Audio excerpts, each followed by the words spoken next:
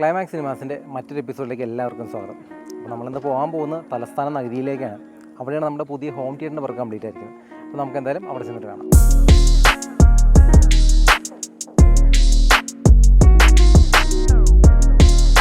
അപ്പോൾ നമ്മൾ നേരത്തെ പറഞ്ഞ പോലെ തന്നെ നമ്മൾ തലസ്ഥാന നഗരിയിലെത്തിയിട്ടുണ്ട്. ഇവിടെയാണ് നമ്മുടെ അജേഷ് സാറിൻ്റെ പുതിയ ഹോം തിയേറ്ററിൻ്റെ വർക്ക് കംപ്ലീറ്റ് ആയിരിക്കുന്നത്. അപ്പോൾ ഇന്നത്തെ വീഡിയോയിൽ നമ്മൾ പങ്കുവയ്ക്കാൻ പോകുന്നത് ഈ തിയേറ്ററിൻ്റെ വിശേഷങ്ങളെക്കുറിച്ചാണ്.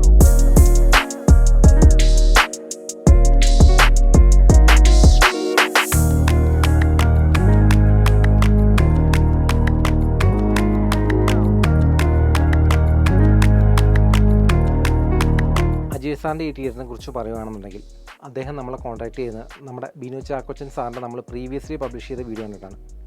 അപ്പോൾ ആ തിയേറ്റർ പോലെ തന്നെ ഈ ഒരു തിയേറ്ററും ഒരു തേർഡ് പാർട്ടി വന്നാണ് അക്വസ്റ്റിക്സ് ചെയ്തിരുന്നത്. അപ്പോൾ പ്രോപ്പർ അക്വസ്റ്റിക്സ് അല്ലാത്തതുകൊണ്ട് തന്നെ യൂസ് ചെയ്തിരിക്കുന്ന സ്പീക്കേഴ്സിൻ്റെ മാക്സിമം എഫിഷ്യൻസി അദ്ദേഹത്തിന് ആസ്വദിക്കാൻ കഴിഞ്ഞിരുന്നില്ല. അദ്ദേഹം നമ്മളെ കോൺടാക്ട് ചെയ്യും, അതിനുശേഷം നമ്മുടെ ടീം സൈറ്റ് വിസിറ്റ് ചെയ്യും, അതിനുശേഷമുള്ളൊരു ഫൈനൽ ഔട്ട്പുട്ടാണ് നിങ്ങളിപ്പോൾ കാണുന്നത്. അപ്പോൾ ഇതിൽ യൂസ് ചെയ്യുന്ന മെറ്റീരിയൽസ് എന്തൊക്കെയാണ്, എക്യുപ്മെൻറ്റ്സ് എന്തൊക്കെയാണ്, അതേപോലെ നമ്മൾ അഡീഷണൽ ആയിട്ട് എന്തൊക്കെ ചെയ്തു, ആ കാര്യങ്ങൾ ഇന്നത്തെ വീഡിയോയിൽ നമ്മൾ ഇൻക്ലൂഡ് ചെയ്യാൻ പോകുന്നത്. അജേഷ് സാറിൻ്റെ ഈ ഒരു തിയേറ്ററിനെ പറ്റി പറയുകയാണെന്നുണ്ടെങ്കിൽ നമ്മളിവിടെ ഡ്യുവൽ ടോൺ ഡിസൈനാണ് കൊടുത്തിരിക്കുന്നത്. നിങ്ങൾക്ക് കാണാൻ സാധിക്കും ഒരു ബ്ലാക്ക് അതുപോലെ തന്നെ ബ്ലൂ കളർ കോമ്പിനേഷനാണ് കൊടുത്തിരിക്കുന്നത്. സീലിങ്ങിലും ഈ പറഞ്ഞ ഡിസൈൻ്റെ ഭാഗമായിട്ട് നമ്മൾ ബ്ലാക്ക് കളർ സീലിംഗ് ടൈൽസ് കൊടുത്തിട്ടുണ്ട്. അതിനോടൊപ്പം തന്നെ അത് ഒരു ആംബിയൻസ് വർദ്ധിപ്പിക്കുന്നതിന് വേണ്ടി നമ്മൾ ഗാലക്സി ലൈറ്റ്സ് ആഡ് ചെയ്തിട്ടുണ്ട്. നമ്മൾ 200 പോയിൻറ്റ് ഗാലക്സി ഒപ്റ്റിക്കൽ ഫൈബർ ലൈറ്റ്സാണ് നമ്മളിവിടെ ആഡ് ചെയ്തിരിക്കുന്നത്. അതുപോലെ തന്നെ നമ്മളിവിടെ യൂസ് ചെയ്തിരിക്കുന്നത് അക്വസ്റ്റിക് ഫാബ്രിക്കാണ്. അക്വസ്റ്റിക് ഫാബ്രിക് പ്ലസ് ഒരു പെറ്റ് പാനൽ കോമ്പിനേഷനാണ് ഇവിടെ നമ്മൾ അക്വസ്റ്റിക്സിന് വേണ്ടി നമ്മൾ ഉപയോഗിച്ചിരിക്കുന്നത്. അക്വസ്റ്റിക്സിനും അതേപോലെ ഡിസൈനും കൂടെ വേണ്ടിയിട്ട് നമ്മളിവിടെ ഡിഫ്യൂസേഴ്സ് ആഡ് ചെയ്തിട്ടുണ്ട്. നമ്മൾ ഫസ്റ്റ് പൊസിഷനിലാണ് ഡിഫ്യൂസേഴ്സ് ആഡ് ചെയ്യുന്നത്. നിങ്ങൾക്ക് കാണാൻ സാധിക്കും നമ്മൾ 6 ഡിഫ്യൂസേഴ്സാണ് ഇവിടെ പ്ലേസ് ചെയ്തിരിക്കുന്നത്. ഈ ഒരു റൂമിൻ്റെ ഡയമെൻഷൻ എന്ന് പറയുന്നത് 17 അടി നീളവും അതേപോലെ 11 അടി വീതിയുമാണ്. എന്തുകൊണ്ടും ഒരു 9 ചാനൽ കൺഫിഗറേഷൻ വരെ ചെയ്യാൻ സാധിക്കുന്ന റൂമിൽ നമ്മളിവിടെ കൺഫിഗർ ചെയ്തിരിക്കുന്നത് 7.1.2 ചാനൽ കൺഫിഗറേഷനാണ്. പോൾക്ക് ഓഡിയോയുടെ തന്നെ RTA സീരീസിൽ വരുന്ന സ്പീക്കേഴ്സാണ് ഉപയോഗിച്ചിരിക്കുന്നത്. ഫ്ലോർ സെൻഡിങ്ങിൻ്റെ ഇവിടെ കാണാൻ സാധിക്കുന്നത് പോൾക്ക് ഓഡിയോ തന്നെ RTA സീരീസിൽ വരുന്ന A7 സ്പീക്കേഴ്സാണ്. അതുപോലെ തന്നെ സെൻട്രൽ ചാനലിലേക്ക് നോക്കുകയാണെന്നുണ്ടെങ്കിൽ നേരത്തെ പറഞ്ഞ RTA സീരീസിലുള്ള CSI A6ഉം സറൗണ്ടിലേക്ക് നോക്കുകയാണെങ്കിൽ RTI A3യുമാണ്. അതുപോലെ തന്നെ സബ്വൂഫർ ഇവിടെ യൂസ് ചെയ്തിരിക്കുന്നത് പോൾക്ക് ഓഡിയോയുടെ തന്നെ HTS10 10 ഇഞ്ച് സബ്വൂഫറാണ്. നമ്മളിവിടെ അറ്റ്മോസിനായി ഉപയോഗിച്ചിരിക്കുന്നത് പോൾക്ക് ഓഡിയോയുടെ തന്നെ RC80 ആണ്. അപ്പോൾ പലർക്കുള്ള സംശയമാണ് RTA സ്പീക്കേഴ്സ് ഇപ്പോൾ അവൈലബിൾ ആണോ എന്നുള്ളത്. അപ്പോൾ ഞാൻ മുൻപേ പറഞ്ഞിരുന്നു, സാറ് ഒരു തേർഡ് പാർട്ടീനെ വിളിച്ച് അക്വസ്റ്റിക്സ് ചെയ്തിരുന്നു. ആ പ്രോപ്പർ അക്വസ്റ്റിക്സ് അല്ലാത്തതുകൊണ്ടാണ് അദ്ദേഹത്തിന് ആ ഒരു പ്രോപ്പർ സൗണ്ട് കിട്ടാണ്ടിരുന്നതെന്ന്. ഈ ഒരു സ്പീക്കർ പാക്കേജ് വെച്ചിട്ട് തന്നെയാണ് നമ്മൾ ഈ തിയേറ്റർ ഇപ്പോഴും കൺഫിഗർ ചെയ്തിരിക്കുന്നത്. അപ്പോൾ കസ്റ്റമർ ഇപ്പോൾ ആ ഒരു കിട്ടുന്ന ഒരു ഔട്ട്പുട്ടിൽ വളരെയധികം സാറ്റിസ്ഫൈഡ് ആണ്, അതുപോലെ തന്നെ ഹാപ്പിയുമാണ്. എന്തുകൊണ്ടെന്ന് വെച്ചാൽ അദ്ദേഹം മുൻപ് കേട്ടിരുന്ന ഒരു സൗണ്ടും ഇപ്പോൾ കേട്ടിരുന്ന സൗണ്ടും തമ്മിൽ വളരെയധികം വ്യത്യാസമുണ്ട്. ഓരോ സൗണ്ട് ലെവലായിക്കോട്ടെ, ഏതൊരു പോയിന്റിൽ നിന്നായിക്കോട്ടെ, ആ ഒരു കറക്റ്റ് കാലിബ്രേഷന് ശേഷം അദ്ദേഹം വളരെ സാറ്റിസ്ഫൈഡ് ആണ്. നമുക്ക് എന്തായാലും ഈ ഒരു വീഡിയോൻ്റെ അവസാനം നമുക്കൊരു കസ്റ്റമർ ഫീഡ്ബാക്കും കൂടെ നമുക്ക് ഇൻക്ലൂഡ് ചെയ്യാം. അപ്പോൾ അദ്ദേഹം നമ്മുടെ അജേഷ് സാറിൻ്റെ ഫാദറാണ് ഇന്നിപ്പോൾ ഇവിടെ അവൈലബിൾ ആയിട്ടുള്ളത്. അപ്പോൾ അദ്ദേഹത്തിൻ്റെ എക്സ്പീരിയൻസ് നമ്മളോട് എന്തായാലും ഷെയർ ചെയ്യുന്നതാണ്. 9.2 ചാനൽ കൺഫിഗറേഷനുള്ള ഈ ഒരു തിയേറ്ററിൽ യൂസ് ചെയ്തിരിക്കുന്ന AVR എന്ന് പറയുന്ന മറാൻസിൻ്റെ 7015 എന്ന് പറയുന്ന മോഡലാണ്. അതോടൊപ്പം തന്നെ മീഡിയ പ്ലെയറായിട്ട് യൂസ് ചെയ്തിരിക്കുന്ന സാംസങ്ങിൻ്റെ ഒരു ബ്ലൂറേ പ്ലെയറും ഒപ്പം ഒരു ആമസോണിൻ്റെ ഫയർ TV സ്റ്റിക്ക് 4K. പ്രൊജക്ടറിൻ്റെ മോഡലിനെ പറ്റി പറയുകയാണെന്നുണ്ടെങ്കിൽ 2045 എന്ന് പറയുന്നൊരു ഹോം സിനിമ പ്രൊജക്ടറാണ് ഇവിടെ യൂസ് ചെയ്തിരിക്കുന്നത്. ഒരു ഫുൾ HD പ്രൊജക്ടറാണ്. അതുപോലെ തന്നെ സ്ക്രീനിലേക്ക് നോക്കുകയാണെന്നുണ്ടെങ്കിൽ നമ്മുടെ സാധാരണ ഹോം സിനിമ തിയേറ്ററിൽ കാണുന്ന പോലെ ഒരു ഫിക്സഡ് ഫ്രെയിം സ്ക്രീൻ അല്ല നമ്മളിവിടെ കൊടുത്തിരിക്കുന്നത്.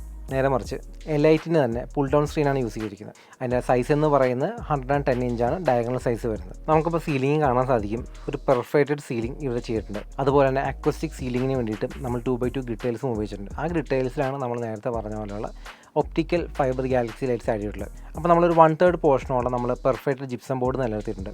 അതെന്തിനാണെന്ന് വെച്ചാൽ സൗണ്ടിൻ്റെ ഒപ്റ്റിമൽ ട്രീറ്റ്മെൻറ്റിന് വേണ്ടിയിട്ടാണ്. നേരത്തെ പറഞ്ഞ പോലെ കോവ് ഡിസൈൻ എന്ന് പറയുന്ന ഒരു ഡിസൈൻ്റെ ഭാഗമായിട്ടും ആ ഡിസൈനിൽ പറഞ്ഞ പോലെ തന്നെ നമ്മൾ LED ലൈറ്റ്സും കൊടുത്തിട്ടുണ്ട്. അതൊരു ആംബിയൻസിന് വേണ്ടിയിട്ടാണ്. അതിനോടൊപ്പം തന്നെ വാൾസിലും ഈ ഒരു ഡിസൈൻ്റെ ഭാഗമായിട്ടും അതേപോലെ ആംബിയൻസിന് വേണ്ടിയിട്ട് നമ്മൾ ബ്ലൂ കളർ LED സ്ട്രിപ്സും കൊടുത്തിട്ടുണ്ട്. ഈ ഒരു തിയേറ്ററിൻ്റെ സീറ്റിംഗ് കപ്പാസിറ്റിയെ പറ്റി പറയുകയാണെന്നുണ്ടെങ്കിൽ 3 സീറ്റേഴ്സാണ് ഇവിടെ ഉപയോഗിച്ചിരിക്കുന്നത്.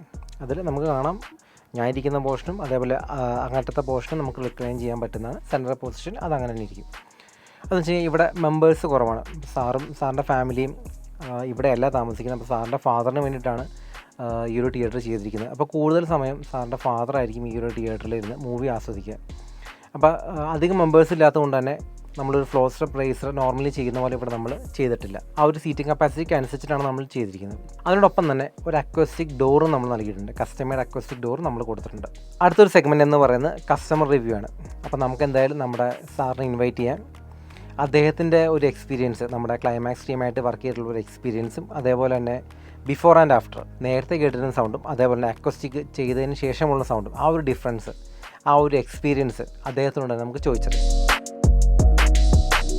ഞങ്ങൾ ഒരു ഹോം തിയേറ്റർ വീട്ടിൽ ചെയ്യാൻ വേണ്ടി വളരെ നാളുകൾ കൊണ്ട് പല ടീമുകളെ സന്ദർശിക്കുകയും അതോട് അനുബന്ധിച്ച് തന്നെ തിരുവനന്തപുരത്ത് ഞങ്ങൾ 2-3 സ്ഥലങ്ങളിൽ പോയി ഇത് കാണുകയും ചെയ്തേക്കുന്നത്.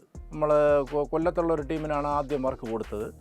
ആ വർക്ക് നമ്മുടെ കയ്യിൽ നിന്ന് കാശ് പോയതല്ലാതെ നമുക്ക് തൃപ്തികരമായ രീതിയിൽ അത് ചെയ്തത് ശരിയായില്ല. രണ്ടാമത് പിന്നെ നമ്മൾ ഒരു യൂട്യൂബ് വഴി നമ്മൾ എറണാകുളം ക്ലൈമാക്സ് സിനിമാസ് എന്ന് പറയുന്ന ടീമുമായിട്ട് ബന്ധപ്പെടുകയും അവർ വന്ന് വർക്ക് ചെയ്തു തരികയും ആ വർക്ക് നമുക്ക് തൃപ്തികരമാണ്. ഇപ്പോൾ അതിനകത്തിരുന്നുകൊണ്ടാണ് ഞാനിപ്പോൾ സംസാരിക്കുന്നത്. കാരണം നമുക്കിതുവരെയും അത് ചെയ്തതിന് ശേഷം ഞങ്ങൾ കുറച്ച് പടങ്ങൾ കണ്ടു, വേറെ പ്രശ്നമൊന്നുമില്ല, തൃപ്തികരമാണ്. പിന്നെ നമ്മൾ ഏത് ഫിലിം ഇട്ടാൽ തന്നെയും അതിൻ്റേതായ രീതിയിലുള്ള സൗണ്ട് മറ്റ് കാര്യങ്ങളെല്ലാം വ്യക്തമായി അനുഭവിക്കാൻ കഴിയുന്നുമുണ്ട്. വേറെ പ്രശ്നങ്ങളൊന്നും ഞങ്ങൾക്ക് ഇതുവരെ അനുഭവപ്പെട്ടില്ല. അതിൽ നമ്മളെല്ലാവരും ഹാപ്പിയാണ്. പണ്ട് കണ്ടതിനെക്കാട്ടി എനിക്ക് ഇപ്പോൾ കാണാനാണ് ഇഷ്ടപ്പെട്ടത്. അത് നല്ല സൗണ്ടൊക്കെ വരുന്നുണ്ട്. ഇപ്പോൾ എനിക്ക് ഇഷ്ടപ്പെട്ട ഇതാണ്. പാർട്ടിക്കാണെന്ന് പറഞ്ഞ ഇതിനു മുമ്പ് ഞങ്ങളെ കൊണ്ട് ചെയ്യിച്ച ആക്ഷനുകളൊക്കെ അറിയാലോ. നാളെ പകരക്കാരെ സ്റ്റേഷനിൽ ഹാജരാക്കിയില്ലെങ്കിലും നിങ്ങൾ വിവരം അറിയാം. നാടോടികളെ പോലെ ഇക്കണ്ട വഴിയൊക്കെ നടന്നത് അവരെ പിടിക്കാനാ സാറേ. അവരെ വിട്ടിട്ട് വരാൻ ഞങ്ങൾക്ക് മനസ്സില്ല സാർ.